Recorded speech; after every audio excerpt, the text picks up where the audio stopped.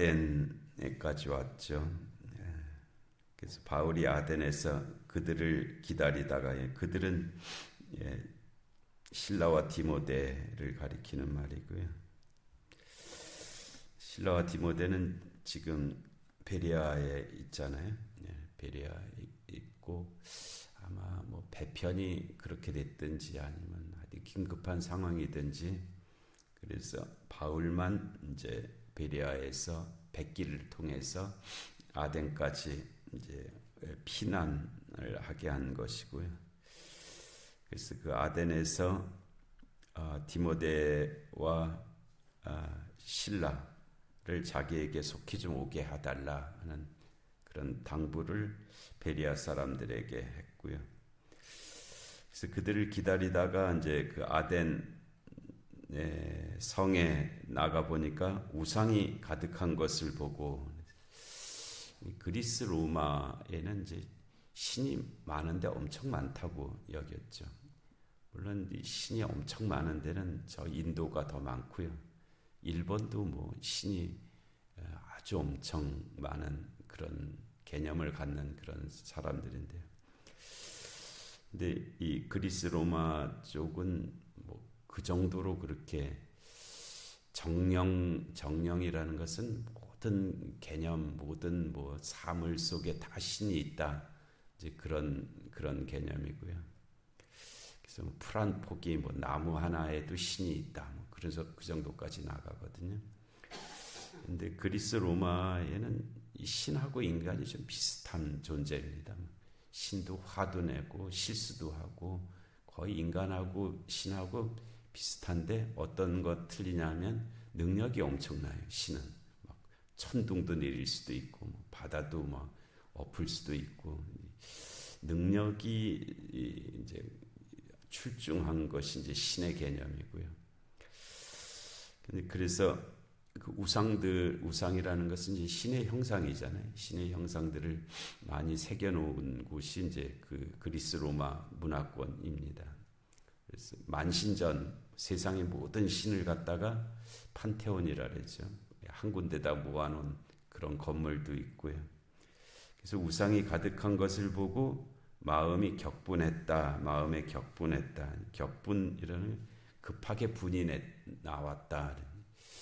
사람이 이제 화를 내는 것이 좋지는 않거든요. 화를 내서 좋은 일은 별로 없습니다. 자기 인격에도 손해가 가고요. 먼저 화낸 사람이 부담감이 훨씬 많죠. 그래서 분을 다스리는 것은 아주 중요한 여러 가지 의미를 가지고 있습니다. 그런데 분도 하나의 쓰임새가 있는데요. 분도 강력한 힘이에요. 분이 나야 사람이 움직일 수가 있습니다. 분을 내지 않으면 사람이 움직임이 제한되거든요. 그래서 분노가 일어났을 때 사람이 가지 못했던 데까지 갈 수 있고 하지 못했던 일을 할 수 있는 그런 힘은 또 거기서 나오죠. 그래서 이게 마땅히 분노할 때 분노할 줄 알아야 되고 마땅히 참을 때 참을 줄 아는 것이 참 중요한데 이게 어렵죠. 그러니까 중요한 일은 다 어렵습니다. 쉬운 일은 쉬운데 별게 아니고요. 중요한 일은 어려운데 그만한 값어치를 가지고 있습니다. 그래서 이 분노하지 말아야 될 때 분노하는 것은 어리석은 일이고요. 결과도 좋은 일은 없습니다. 그런데 분노해야 될 때 분노하지 않으면 아무 일도 못합니다. 그냥 지나가게 되죠. 그래서 우리가 무엇을 보고 분노할 것이냐 하는 것이 이제 중요하잖아요. 사람은 일반적으로는 자기 이익에 손해가 날 때 분노합니다. 내 먹인데, 내 자리인데, 내 건데, 뭐 하여튼 자기 이익이 침해를 받을 때 아주 격분하죠. 막 분을 냅니다. 근데 그거는 이제 그런 사람이고요. 이제 다른 이유로 분을 낸다면 그만한 의미가 있는 거죠. 그래서 이 거룩한 분노라는 말로 표현하기도 하는데요. 이 거룩한 분노도 꼭 필요한 일입니다. 거룩한 분노가 없는 사람은 비겁합니다. 비겁한 것으로 그의 삶이 끝나게 되지 그 이상을 하지는 못합니다. 이 바울이 여기서 우상들이 가득한 것을 보고 격분했다는 것은 그런 의미로 이제 생각할 수가 있죠. 우상을 만들고 살든지 말든지 이런 식으로 그냥 지나갔으면 이런 격분이 없었을 터인데, 아니 어떻게 이렇게 하고 살까 하고 거기에 대한 그런 분노가 일어났다는 거예요. 그래서 회당에서는 유대인과 경건한 사람들, 그리고 장터에서는 날마다 만나는 사람들과 변론했다. 그리스도인들이 이제 해야 될 일 가운데 하나가 이 변론입니다. 변론은 말로 싸우는 거잖아요. 말로 싸우는 것이. 그래서 이게 의무죠. 해도 되고 안 해도 되는 그런 영역이 아니고요. 해야 되는 그런 일입니다. 변론하는 일, 변증, 변론. 이것이 우리의 믿음을 증거하고 전파하는데 꼭 있어야 되는 그런 일이거든요.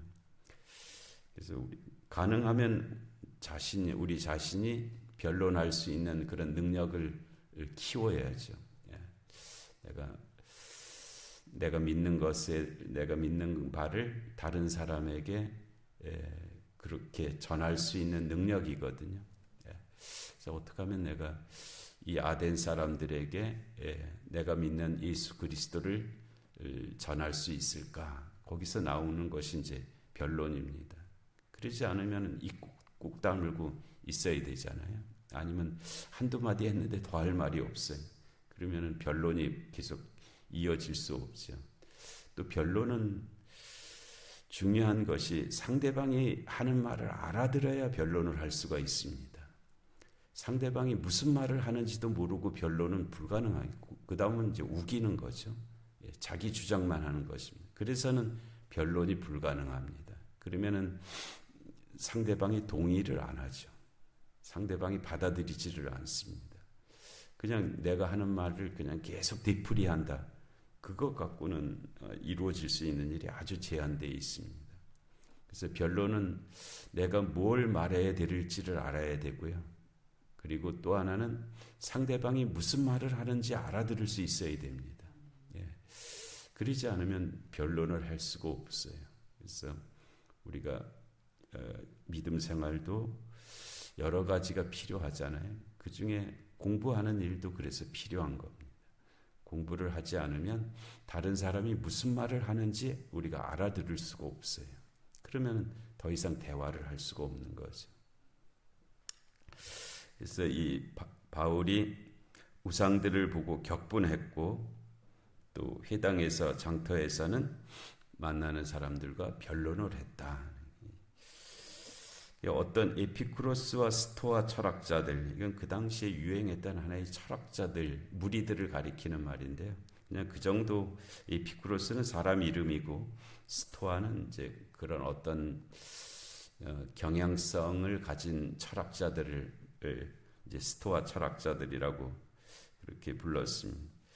그래서 그들도 바울과 쟁론, 변론은 보다는 이제 쟁론은 더 좀 심각한 말이잖아요. 말로 아주 심하게 싸우는 걸 쟁론이라고 하죠. 그래서 변론은 우호적인 분위기 속에서 하는 말인데, 대화들인데, 쟁론은 이제 말로 다 싸우는 거죠. 이게 칼과 창으로만 싸우는 것이 아니라 말로 다 싸우는 일도 많이 있잖아요. 그래서 이게 이제 겸손하고 양보하고 용서하고 하는 것도 중요한 개념이에요. 그런 것이 필요할 땐 그렇게 해야 됩니다. 그러나 싸워서 이겨야 될 땐 이겨야죠. 싸워서 지는 것은 비참한 일입니다. 다 빼앗기고요. 아주 그 소중한 것을 잃어버리게 되거든요. 그래서 우리가 겸손하고 용서하고 그래야 될 때는 그런 삶의 자세를 가져야 되고, 그러나 싸워서 이겨야 될 때는 또 이겨야 됩니다. 거기서 지는 것은 이거는 사명을 다하지 못하는 그런 일이 되거든요. 여기서 이 에피쿠로스와 스토아 철학자들도 바울과 쟁론하는 그런 상황이었는데 뭐라고 이제 이들이 말을 했냐 하면은 이 말쟁이가 무슨 말을 하고자 하느냐, 아주 굉장히 무시하잖아요. 바울이 말하는 걸 변론하는 것을 말쟁이라고 비하해서 이제 이르러 그렇게 칭했고요. 하고 어떤 사람은 이르되 이방 신들을 전하는 사람인가 보다. 그런 사람들이 있었으니까 바울도 그 중에 한 사람의 모양이다 하니 이는 바울이 예수와 부활을 전하기 때문이라라.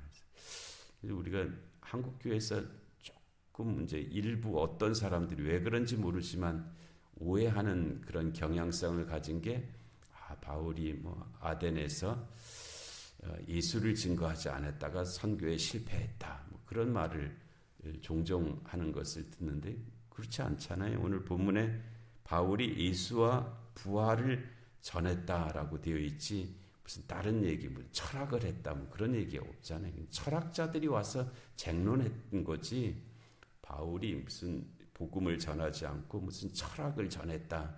그것은 성경을 그냥 읽지 않고 어떤 사람이 한 말을 듣고는 자기도 이제 그 말을 이렇게 따라하기 때문에 나타나는 현상들인 것 같아요. 바울이 이 아덴에서의 그 증거의 핵심도 예수와 부활을 전했다라고 말씀하시고 있고요. 그리고 32절에도 보면 그들이 죽은 자의 부활을 듣고 어떤 사람은 조롱도 하고 어떤 사람은 이 일에 대하여 네 말을 다시 듣겠다 한 사람도 있었다라고 되어 있잖아요. 그러니까 바울의 그 아덴 전도가 무슨 철학을 얘기한 그런 내용이 아니고 여기서 그 핵심은 예수와 부활을 전한 것이다. 물론 이제 이 아덴 사람들, 이 아레오바고에서는 배경이 여호와 하나님을 모르는 사람들이잖아요. 그러니까 거기서부터 시작은 할 수밖에 없습니다. 이 다른 이 곳에서 뭐 이 데살로니가, 뭐 베레아 여기는 회당에서 가서 복음을 전하는데 거기는 이미 여호와 하나님은 아는 사람들이죠. 여호와 하나님을 믿는 사람들이죠. 그러니까 여호와 하나님을 믿는 사람들에게 하나님서부터 얘기할 필요는 없고 이 아레오바고는 여호와 하나님을 모르는 사람들이기 때문에 거기서부터 시작은 했죠. 거기서부터 시작은 했지만 그러나 예수와 부활을 증거한 것이 이제 바울의 복음이었다 하는 것을 말씀하시고 있습니다. 우리의 삶의 자리에서 예수를 그리스도라 증거할 수 있는 우리 모두가 되게 하실 줄로 믿습니다. 은혜로우신 하나님 아버지, 오늘도 귀한 새벽 저에게 허락하시고 바울이 저 아레오바고에서 전하는 복음의 말씀들을 듣게 하시니 하나님 감사합니다. 저희들도 이 말씀들이 들려지게 하시고 또 저희들이 사는 어떤 삶의 자리에서 그렇게 예수 그리스도를 증거할 수 있는 그런 저희들 되게 하여 주시옵소서. 하나님 오늘 영육간의 공고한 한우들을 긍휼히 여겨 주옵시고 이 나라 이 민족 가운데 주님의 공의와 정의가 임하게 하여 주옵시고 전쟁과 기근과 질병과 재난의 땅들 가운데 주의 긍휼하심이 함께하여 주시옵소서. 하나님 오늘 금요 기도에도 은혜 내려주시고 또 주일을 준비하는 모든 이들 가운데 또 이 새벽의 기도 가운데도 은총을 더하여 주시옵소서. 예수님의 이름으로 기도하옵나이다. 아멘.